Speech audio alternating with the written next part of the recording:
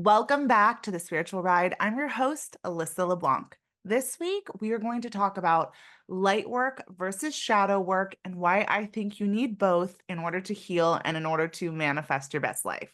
So, if you're new to this, what is light work? Light work is my introduction to light work was actually when I saw The Secret, which had to be like 15 years ago.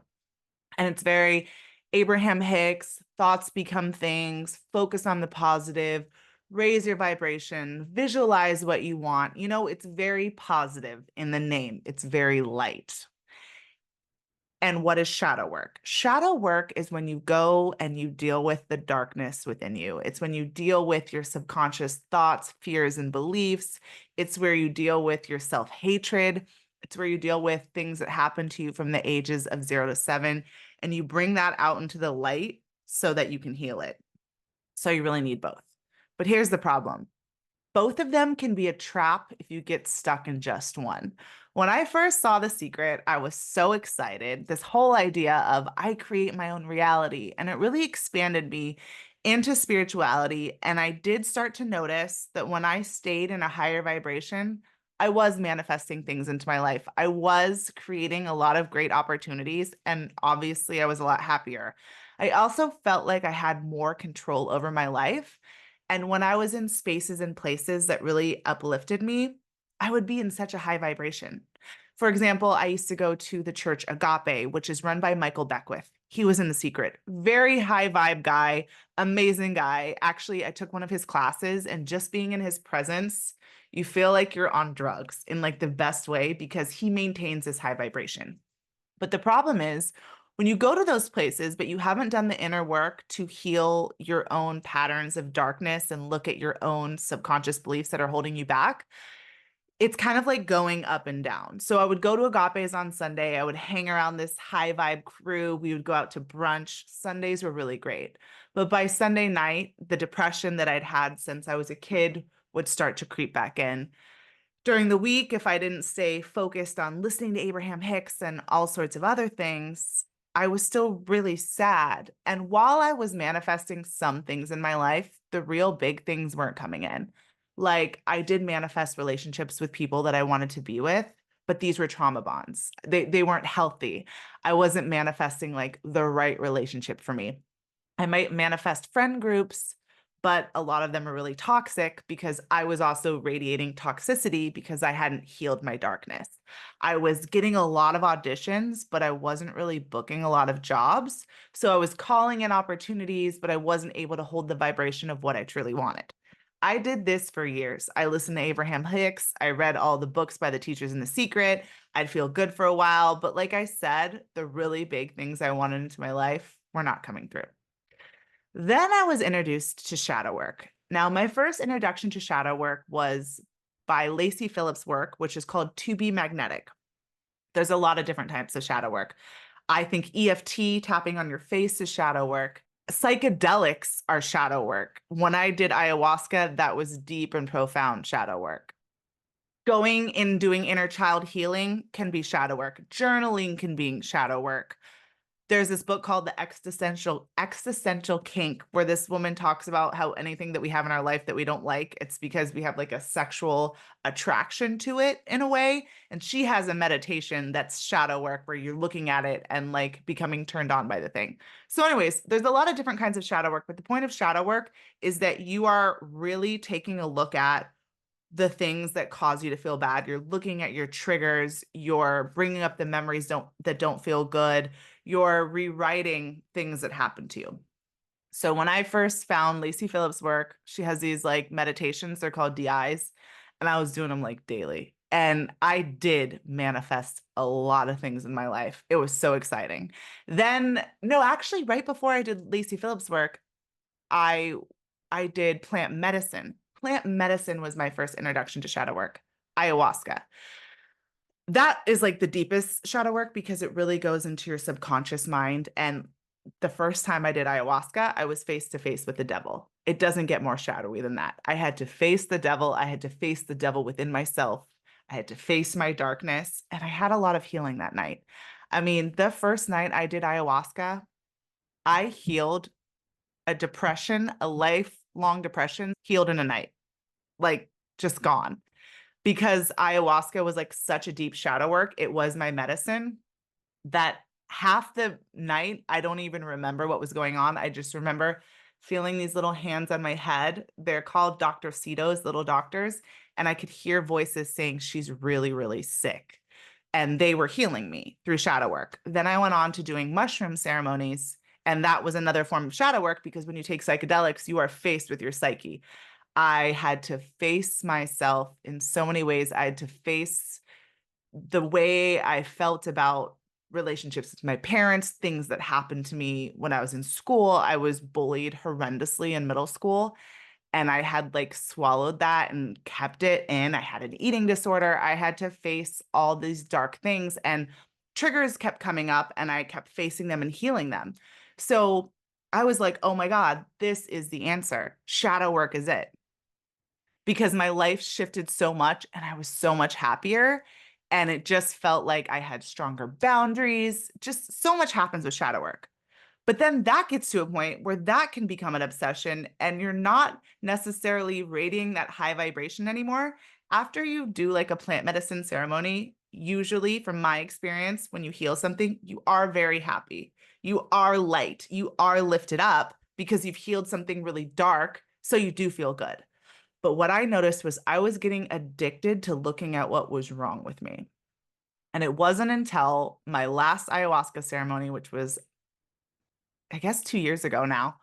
The first night of the ceremony, really dark. I was like, tell me what's wrong with me. She's showing me things from my childhood, things from past lives. I'm feeling great. I'm crying. I'm puking. It's amazing.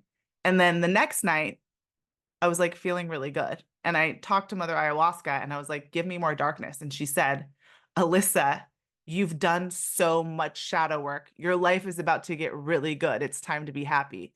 And that whole night of ceremony was beautiful. The whole night, it was so happy. I'd never had that experience. I'd heard people saying that they'd had a whole beautiful ayahuasca experience, not me. And she said, you're not going to see me for a while.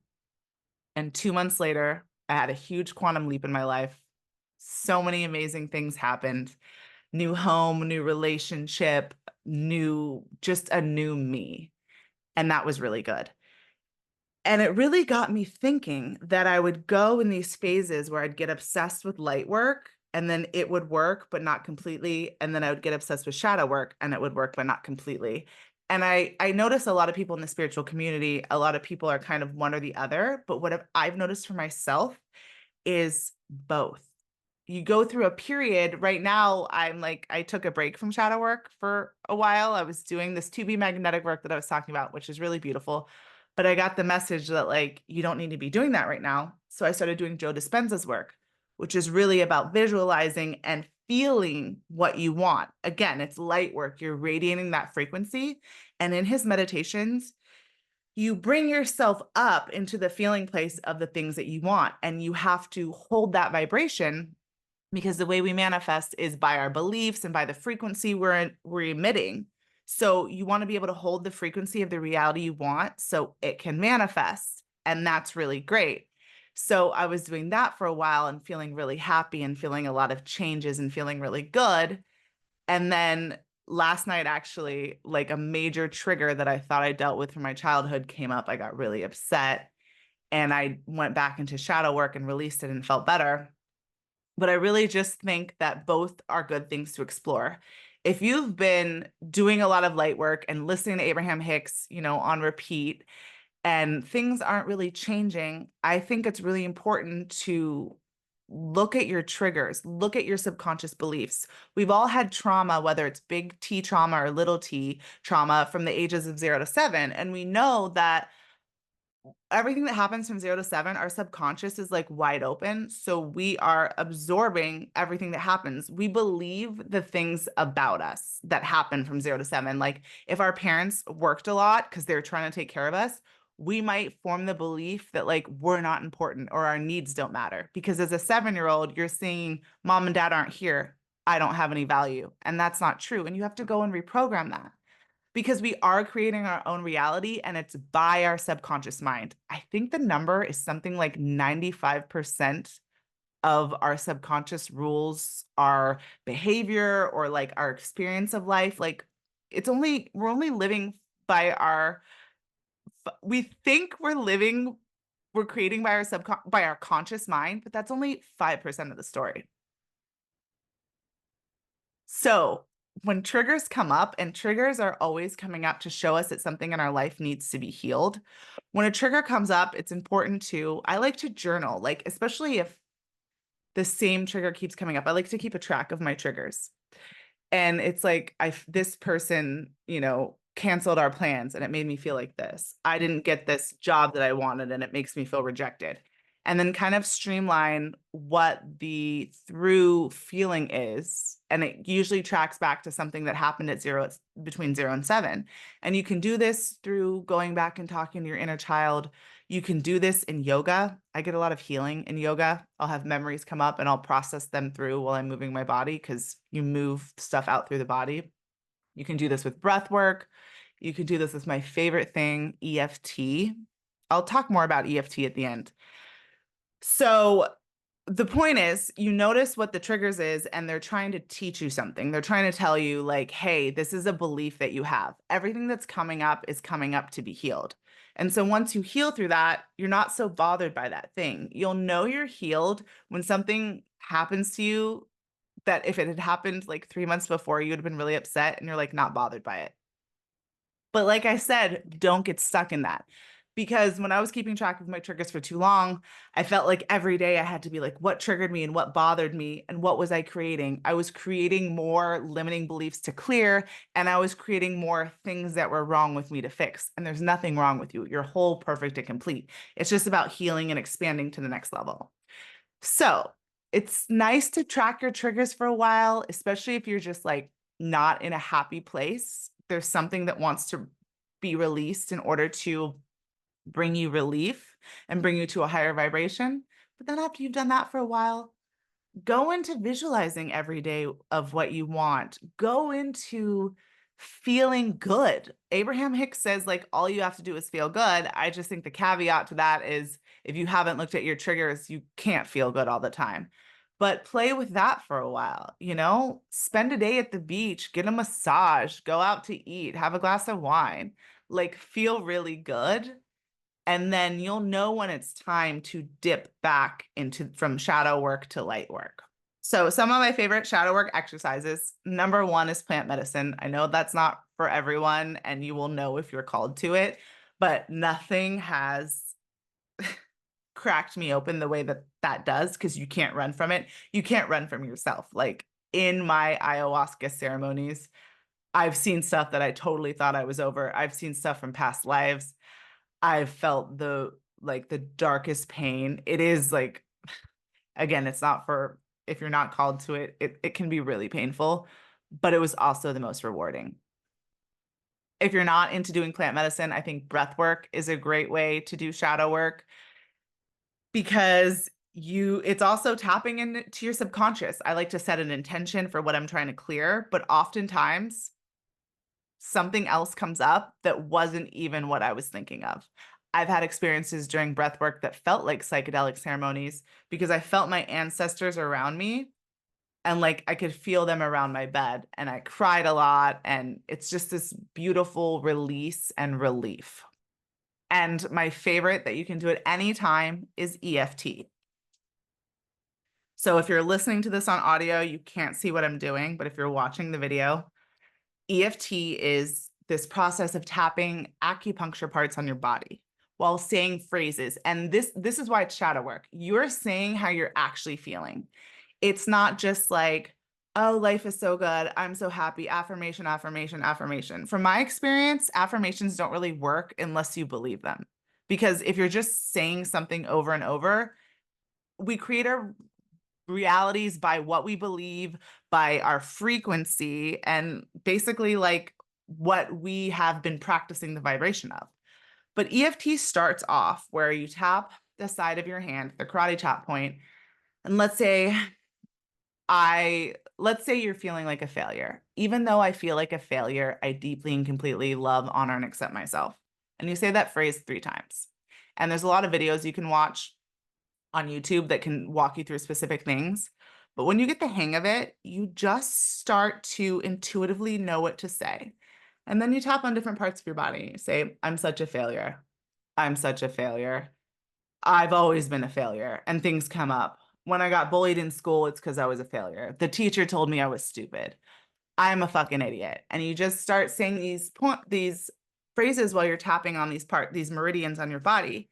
And what's happening is it's like releasing energy. There's like science behind this whole thing. I don't necessarily need the science. Like if it works, it works. And for me, it fucking works. But you start to go through the negative phases and you start to realize why you feel like a failure or memories might come up and you start to clear it. And then after you start to say how you really feel getting into the shadow, you kind of start to be like, I don't know who taught me that I was a failure. Maybe that teacher in sixth grade was just unhappy and he wanted someone to yell at. That's a true story. And then you start saying like different phrases and you start to work from shadow to light. Because the whole point is at the end of the EFT session, hopefully you've gone from I'm a fucking failure to I'm willing to be successful. I was born to be successful. The universe wants me to be successful. I am successful. And then you start doing the positive affirmations. But the thing is, you've cleared out the dirty energy. So now there's room for the success to come in. Now there's room for the joy to come in because it's like you've thrown away you've taken all your clothes to Goodwill. So now you have room in your closet for the new clothes that represent the new version of you. So I'm actually going to walk you through an EFT session because why not? Even if you're listening to this, I'm going to say the points as I tap. What should we tap on? Let's tap on authenticity and who you are, exactly who you are meant to be, because you are meant to be on this planet. Okay, so we're going to start by taking your 3 fingers and tapping on the karate chop side of your hand and just repeat after me. Okay, so just repeat the phrases that I say. First off, take a deep breath. Close your eyes. And I want you to think about the statement, I am exactly who I'm supposed to be. I have a purpose on this planet. And I want you to rate from 0 to 10 how true that feels. If that feels like so true, like a 10, that's fantastic. And tapping can make you feel even better. But I'm guessing for most people, it might be like a 3 or a 4, just judging by the planet we live in and how we're all told that we should be somebody other than we're not. So I want you to take note of that number, open your eyes, and start tapping on the karate chop point. We're going to tap 3 times. Even though I feel like I can't be authentically myself and I have no purpose on the planet, I deeply and completely love, honor, and accept myself.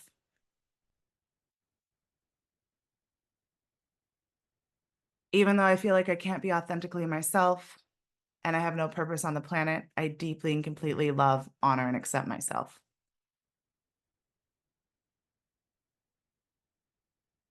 Even though I feel like I can't be authentically myself and I have no purpose on this planet, I deeply and completely love, honor, and accept myself.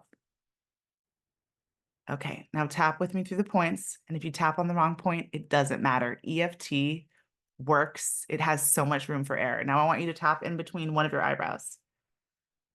I cannot be authentic. Then I want you to tap on the side of your eyebrow. I have no purpose on this fucking planet.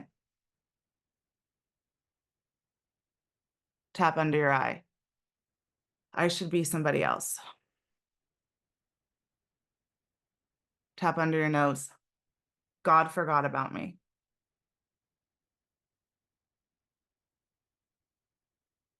Tap under your chin. I was supposed to be somebody else.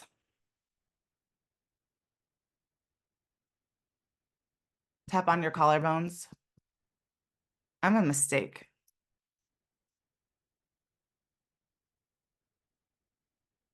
Tap on where your bra would be, or if you're a guy, you can probably figure that out, under your arm. My authenticity scares others.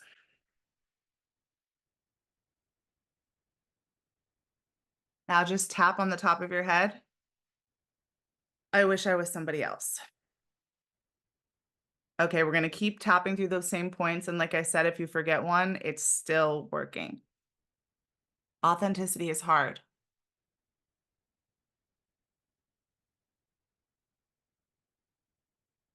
Moving on. Some people make it look so easy. Moving on to under the eye. I wish I could be myself. Under the nose. I wish my spirit guides would tell me what the fuck I'm supposed to do on this planet. Under the chin. I never get any signs. On the collarbone. I feel like I'm here for some reason. Under the arm. This is so fucking hard.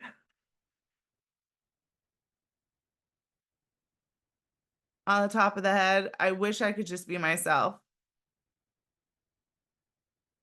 Okay, we're going to tap through one more time.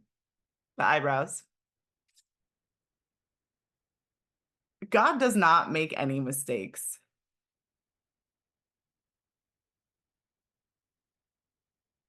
Side of the eyebrow. If there's nobody that's like me, it's because I'm unique and I'm supposed to bring what I'm here to bring. Underneath the eyes. I better clear this shit up because I've got gifts to give.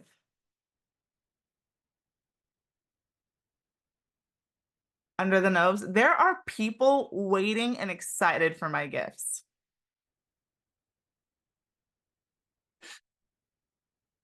On the chin. I am really a bright light on the planet.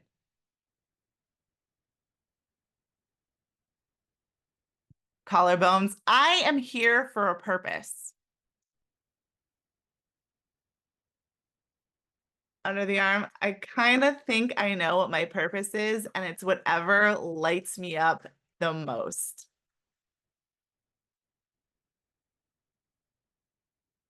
Top of the head. It is safe to be me. I am loved, guided, and supported, and I have a divine purpose on the universe. It's time for me to go live it.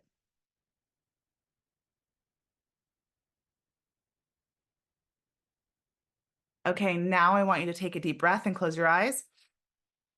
Hold your breath. Slowly let it out. Now think about this statement. What was it? It was something about it is safe to be me and I have a purpose on this planet. And now I want you to think about how true that feels. And I'm guessing it feels truer now. You've released some resistance. Congratulations. That was light and shadow work in one. So I will put in the show notes. I'm going to link. Brad Yates is my favorite tapping guy. I'll link some things in the show notes for further ways for you to learn about light and shadow work and things that you can explore to up-level your life and take your life to the next level on the spiritual journey. I hope you have a really beautiful day. Much love to you always. Peace and blessings.